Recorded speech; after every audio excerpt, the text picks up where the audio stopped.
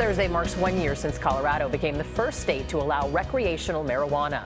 But this morning, Colorado faces a lawsuit from both Oklahoma and Nebraska. They want the Supreme Court to rule the law unconstitutional because of the impact on neighboring states. Barry Peterson looks at Colorado's rocky year in pot. If skeptics wondered about the popularity of pot, on January 1, Colorado residents answered with their wallets. Lines on the first day stretched around the block.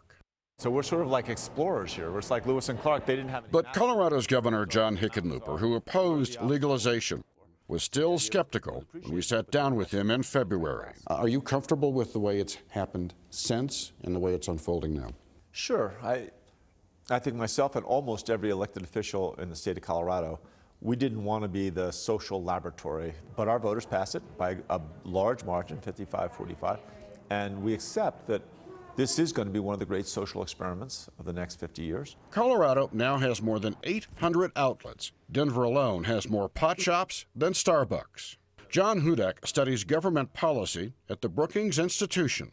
These days, that means watching marijuana trends. Well, there's clearly a profit motive among producers. They're not in the business just to, deliver some public good in the form of marijuana. At the same time, states have found that there is a selling point around the taxation of marijuana that's an important part of passing these initiatives. Indeed, selling pot is putting a lot of taxes into the revenue pot at both state and local levels.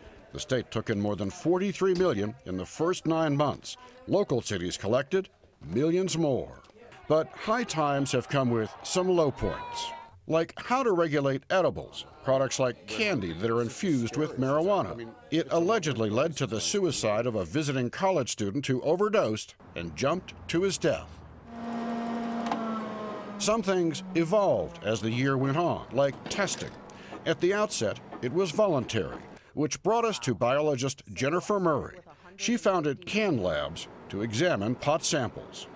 What have you found that I don't want to ingest as you have tested product? We have found molds, mildew, E. coli. No wonder that testing is now mandatory. 4 states and the District of Columbia have okayed pot for recreational use. More than 30 states allow sales for some form of medical use. What the success does show is that a state can do this and the sky doesn't fall, that society doesn't fall apart or go into crisis. On the contrary, it went classical. In Denver, the Colorado Symphony made pot pay and raised money with bring your own marijuana parties.